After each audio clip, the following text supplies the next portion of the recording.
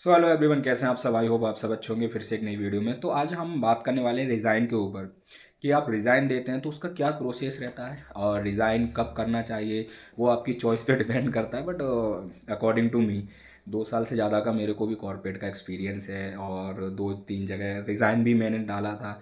किस तरीके से रिज़ाइन करना चाहिए, नोटिस पीरियड सर्वाइव करना चाहिए या नहीं करना चाहिए, ठीक है। तो अगर चलिए इतना तो खैर मुझे ज़्यादा डीप लेवल का तो हम बात नहीं करेंगे, इतनी नॉलेज नहीं है, टाइम वेस्ट नहीं करेंगे आपका। रिज़ाइन की मैं बात करता हूँ। किसी भी ऑर्गेनाइजेशन में एटलीस्ट आप ट्राई कीजिए कि 8 से 10 महीने गुजारें स्टार्टिंग में, अगर आपने करियर अपना स्टार्ट किया तो। टारगेट प्रेशर रहता है, ठीक है, सारी चीज़ें, बट एटलीस्ट 8 से 10 महीने गुजारिए ताकि आपका एक्सपीरियंस अच्छा काउंट हो और रिज्यूमे में अच्छा एक्सपीरियंस आप अपना ऐड कर सकें। सेकंड चीज़, आप अगर किसी ऑर्गेनाइजेशन में वर्क करते हैं, प्राइवेट बैंक हो गए, एनबीएफसी सेक्टर हो गए, आईटी सेक्टर हो गए, ठीक है, आप देखते हैं आपका पीएफ जरूर करता है, यूएएन नंबर होता है आपका, पीएफ आपका करता है। तो कुछ बच्चे क्या करते हैं ना, मैंने बहुत सारे बच्चों के ऐसे केस सुने हैं, देखे हैं कि कुछ बच्चे बिना बताए रिज़ाइन डाल देते हैं और नोटिस पीरियड सर्वाइव नहीं करते। इस वजह से उनकी रिलीविंग रुक जाती है। उनको उनको लगता है कि ऑफर रिलीविंग लेटर या एक्सपीरियंस लेटर की कोई नीड नहीं है। हर किसी के लिए नहीं बोल रहा, कुछ बच्चे ऐसा हैं जिनको मैंने देखा जिनके पास रिलीविंग लेटर नहीं है और उनको कंपनी ने दिया भी नहीं, क्योंकि उन्होंने रिजाइन डाल दिया गुस्से में बिना बताए और नोटिस पीरियड सर्वाइव नहीं किया। तो फिर आपके जो मैनेजर होते हैं, रिपोर्टिंग अथॉरिटी होते हैं, वो आपकी रिलीविंग रोक देते हैं। अगर रिलीविंग रुक जाती है तो इस केस में कंपनी आपको टर्मिनेट करती है, ठीक है। कुछ कंपनियां टर्मिनेट करती हैं, जो कुछ बैंक हो गए या फिर ऑर्गेनाइजेशंस, अदरवाइज आपकी रिलीविंग रोक देते हैं। तो आपका बहुत बड़ा एक नुकसान होता है और ये आपकी सबसे बड़ी मिस्टेक होती है कि आप बिना बताए रिजाइन डाल दिया और आपने नोटिस पीरियड सर्वाइव नहीं किया, आप नहीं गए वहाँ पे। अब इससे क्या होता है, आप किसी नई ऑर्गेनाइजेशन में जब आप स्विच करते हो, किसी नई ऑर्गेनाइजेशन में आप जाते हो तो वहाँ पे आपसे बोला जाता है, आपको लगता है कि यार हम इनसे छुपा लेंगे कि हमने कहीं जॉब नहीं की, हम नहीं बताएंगे। बट जब आपका बैकग्राउंड वेरिफिकेशन होता है और आपका पैन कार्ड नंबर से वो जब बैकग्राउंड वेरिफिकेशन करते हैं तो पता चल जाता है कि इस बच्चे ने उस ऑर्गेनाइजेशन में भी काम किया है, ठीक है। तो वो आपसे क्रॉस क्वेश्चन करते हैं कि आपने बताया क्यों नहीं। तो अगर आप इस केस में झूठ बोलते हैं तो इस कंपनी में भी क्या रहता है सीन, कि इस कंपनी से भी आपको रिजेक्ट कर दिया जाएगा। अदर किसी भी कंपनी में जाएंगे जो अच्छे लेवल की है, वो बैकग्राउंड वेरिफिकेशन में आपका चेक करती है।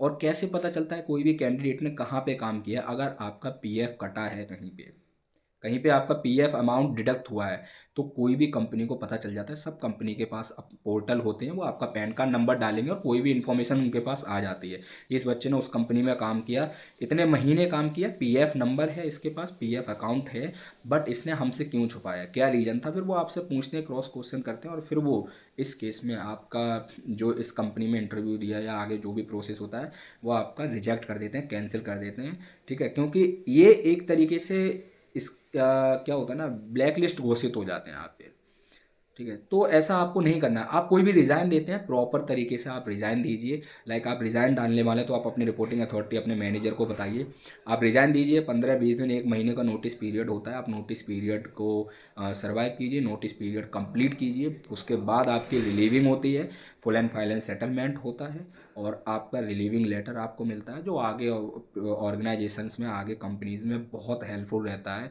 उस बेस पर आपका जल्दी सिलेक्शन होता है, हाइक वगैरह सारी चीज़ें मिलती हैं। तो कई बच्चों ने ये मिस्टेक की, उन्होंने रिज़ाइन डाला और रिलीविंग लेटर नहीं मिला, रिलीविंग रोक दी गई उनकी और वो गए नहीं और नेक्स्ट कंपनी में भी उनको मौका नहीं मिला। तो ऐसी गलती आपको नहीं करनी है। तो रिज़ाइन देने का एक प्रॉपर तरीका होता है कि आपने रिज़ाइन डाला है, नोटिस पीरियड सर्वाइव कीजिए, ठीक है। फिर उसके बाद आपका ईजिली और रिलीविंग आपको मिल जाती है, रिलीविंग लेटर आ जाता है, एक्सपीरियंस लेटर आ जाता है और फुल एंड फाइनल आपका सेटलमेंट भी हो जाता है।